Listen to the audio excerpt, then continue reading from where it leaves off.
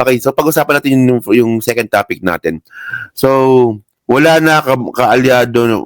Okay, awol din si Bato. Kung may awol ba sa Senado, di ba? Kung may awol. Okay.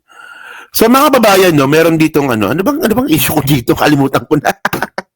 So, mga kababayan, may statement po ngayon dito si PBBM.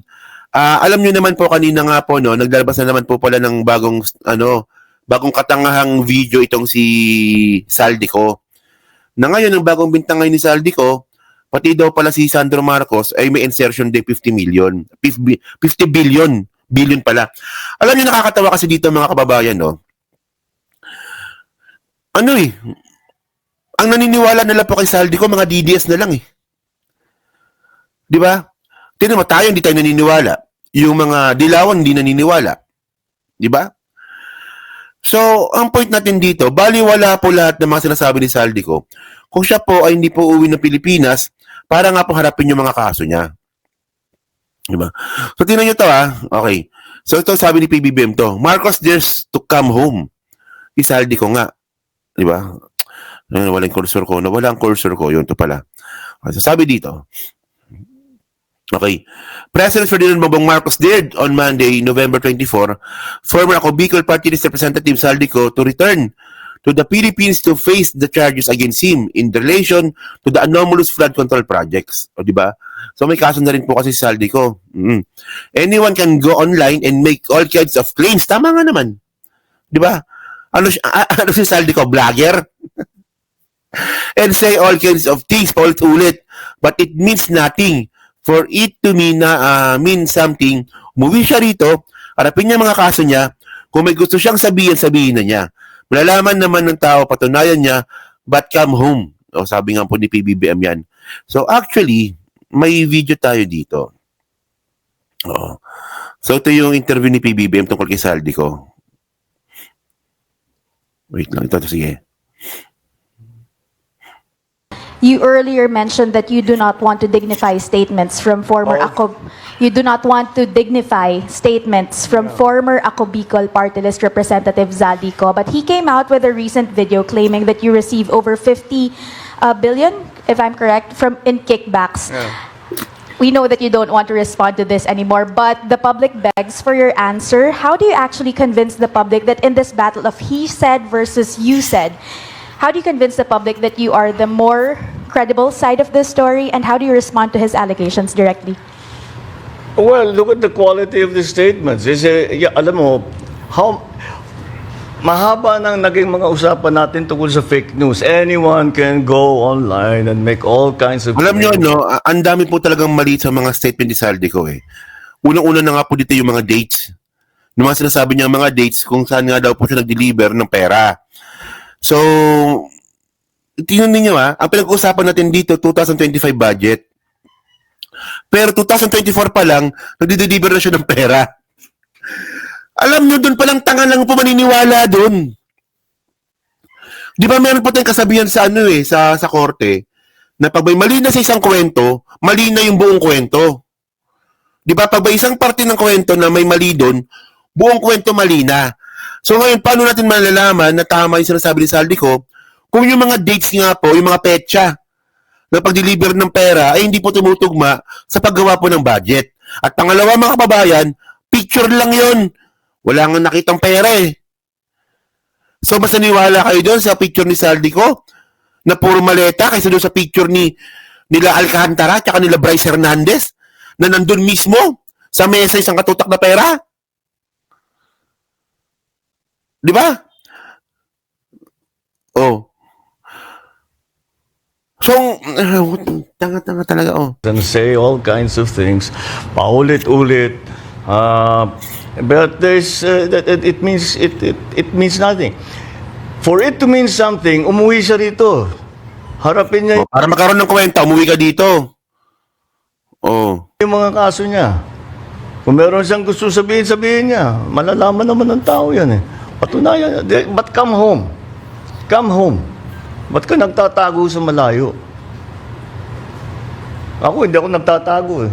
Kung meron kang akusasyon sa akin, nandito ako. Alam nyo ngayon, no, nakikita na ngayon natin na si PBBM minsan pikon na minsan. Alam nyo, no, kung meron man akong critic kay PBBM, ito yun eh. Sana dati na natin siya nakikitang pikon.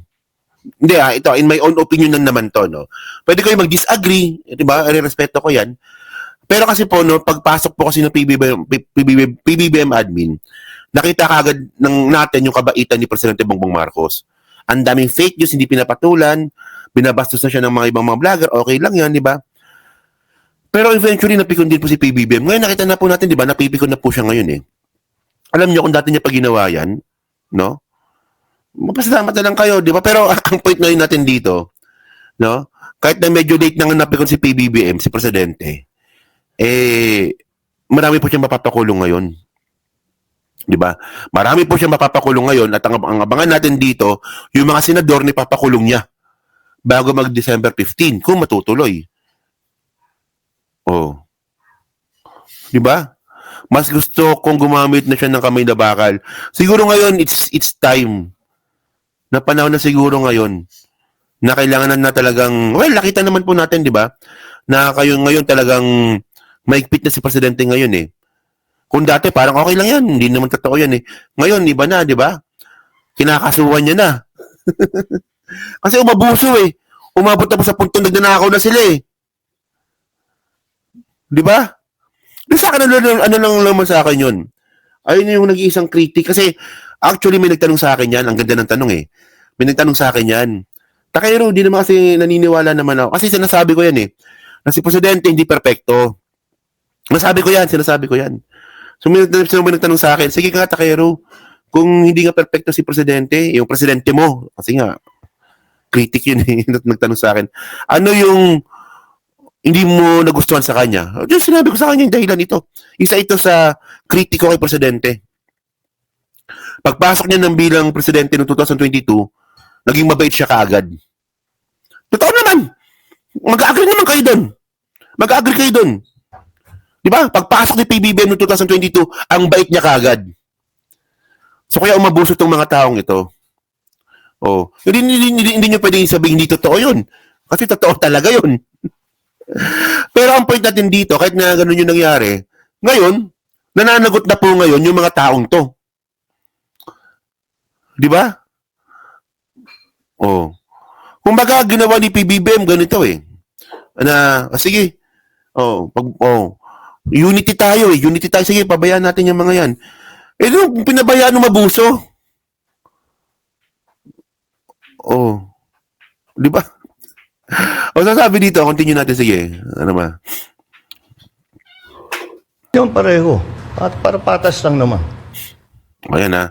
So, ngayon, tinangay natin to. Saan na ba tayo? Hindi kasi sinasabi ko, baka mamaya. Hindi kasi sinasabi ko naman eh, walang perpektong gobyerno. Sinasabi ko naman talaga dati pa yan eh. Di ba? Saang mang bansa sa mundo, walang perpektong gobyerno. Si Trump nga pinapalayas na ngayon eh, ng ibang mga Amerikano eh. So si PBBM din ganoon din. Meron din po siyang pagtawag nito, meron din po siyang pagkukulang bilang isang presidente. Oo. Wala kang perpekto eh. Di ba? So, ang tanong dito, no, yung imperfection ba ni Presidente Bongbong Marcos, sapat na ba para bumaliktad tayo? Para sa akin, sobrang layo. Hindi pwede. Di ba? Kasi tayo, babaliktad lang tayo kay PBBM pag sigurado po talaga tayo at may ebidensya talaga tayong walang yasya. At binababoy niya po yung Pilipinas. Ayun sinasabi ko eh. Si Presidente Bongbong Marcos hindi perfecto. Pero imperfections niya mga kababayan, hindi pa sapat para bumaliktad tayo.